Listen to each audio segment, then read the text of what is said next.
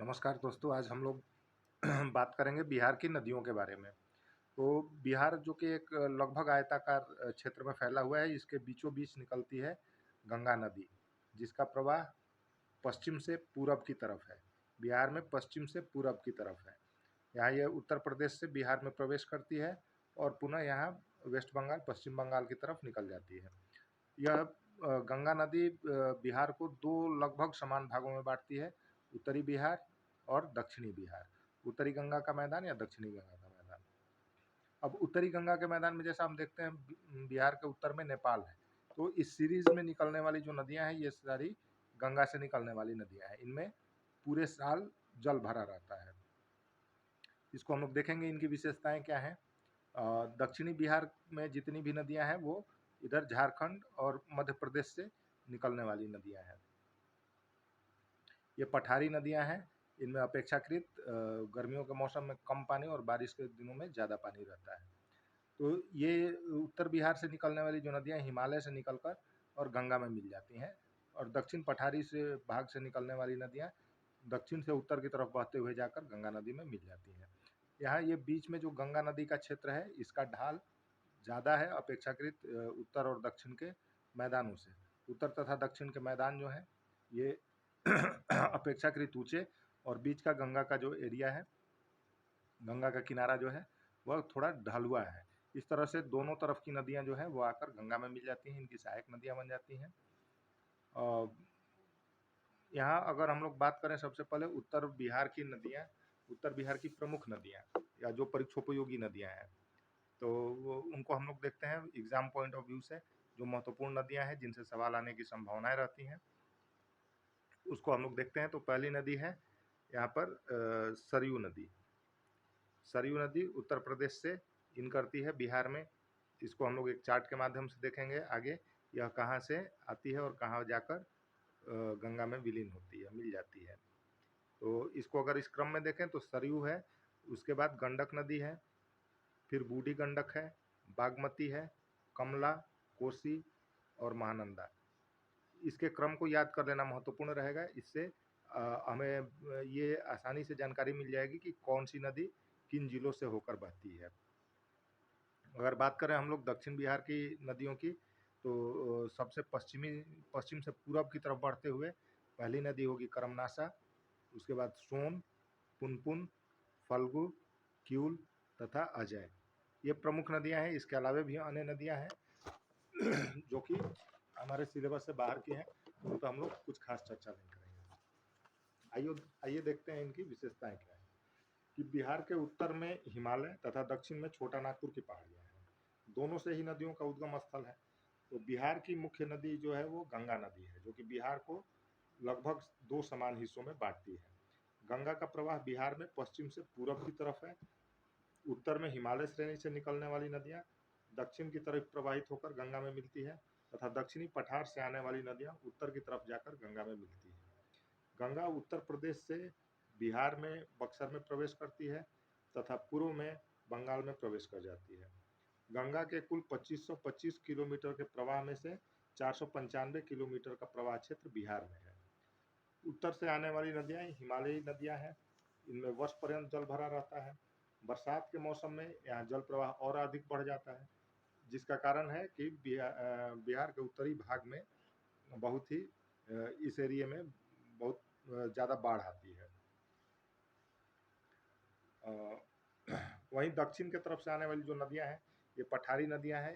इधर जितनी भी पठारों से आने वाली नदियां हैं, गर्मियों के मौसम में इनमें पानी की उपलब्धता कम हो जाती है, जिसके कारण दक्षिण बिहार जो है वो सूखे की स्थिति का सामना करता है। बिहार का मध्यवर्ती भाग, यहाँ ये जो बिहार का मध्यवर्ती भाग है जहाँ से होकर गंगा प्रवाहित हो रही है, यह अपेक्षाकृत अधिक ढलान वाला है, जिसके कारण सहायक नदियां तेजी के साथ गंगा में आके मिलती हैं, तेज धार के साथ आकर गंगा में मिलती हैं। और हिमालय से निकलने वाली नदियों में यहाँ सरयू नदी है, इसी को घाघरा नदी भी कहते हैं कहीं कहीं। उसके बाद गंडक है, बूढ़ी गंडक है, बागमती, कमला, कोसी तथा महानंदा। इस क्रम से है ये पश्चिम से पूरब की तरफ बढ़ते हुए। वहीं इन नदियों का प्रवाह ये सारी नदियाँ उत्तर से दक्षिण की तरफ बहती हैं गंगा में मिलने के लिए। पठारी क्षेत्र से निकलने वाली नदियों में कर्मनाशा, सोन, पुनपुन, फल्गु, क्यूल तथा अजय है। इन नदियों का प्रवाह दक्षिण से उत्तर की तरफ है। दक्षिण से निकलकर ये उत्तर की तरफ जाकर गंगा में मिल जाती है। पटना जो है वो सोन, गंडक तथा गंगा के संगम पे ये पटना है हमारा। तो यह सोन, गंगा और गंडक के संगम पर है। दूसरी पुनपुन नदी जो है, पुनपुन भी पटना जिला में ही पटना शहर से कुछ दूर जाकर गंगा नदी में मिल जाती है। बिहार तथा यूपी के बीच कुछ नदियां सीमा का निर्धारण करती हैं। इनमें गंडक है। गंडक नदी यहाँ बिहार और उत्तर प्रदेश के सीमा का निर्धारण करती है कुछ दूर तक। फिर घाघरा करती है सरयू नदी। यह भी कुछ दूर तक यूपी और बिहार के विभाजन का ये बॉर्डर लाइन तय करती है। इसके साथ ही गंगा नदी कुछ दूर तक बिहार यूपी बॉर्डर के साथ चलती है और कर्मनाशा नदी भी बिहार यूपी के बीच बहती है। सोन तथा पुनपुन नदी जो है, सोन नदी और पुनपुन नदी दक्षिण बिहार की नदियां हैं। यह अमरकंटक की पहाड़ियों से आती है मध्य प्रदेश से। मध्य प्रदेश अमरकंटक से झारखंड होते हुए आ जाती हैं।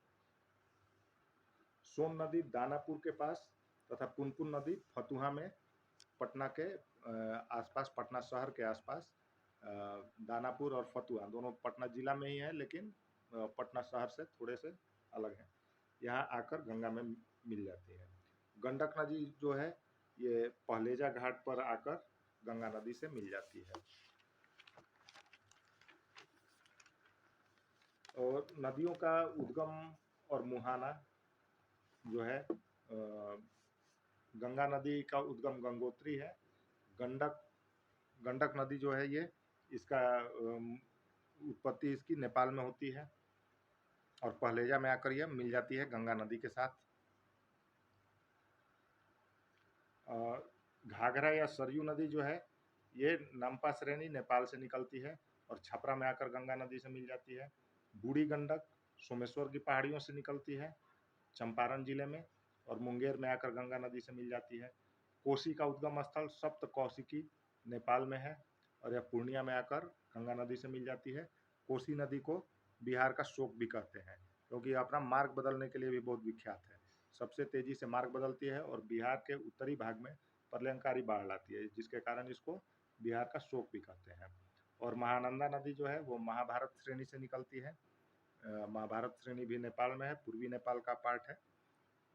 महाभारत श्रेणी से निकलती है और कटिहार में आकर यह गंगा नदी में मिल जाती है। सोन नदी जो है दक्षिण बिहार की नदियों में, सोन नदी अमरकंटक से निकलती है और दानापुर में आकर गंगा नदी से मिल जाती है। कर्मनाशा विंध्याचल श्रेणी से निकलती है और आकर चौसा में, बक्सर के पास, गंगा नदी में मिल जाती है। पुनपुन नदी मध्य प्रदेश के पठारी क्षेत्र से निकलती है और आकर फतुहा में मिल जाती है गंगा नदी में।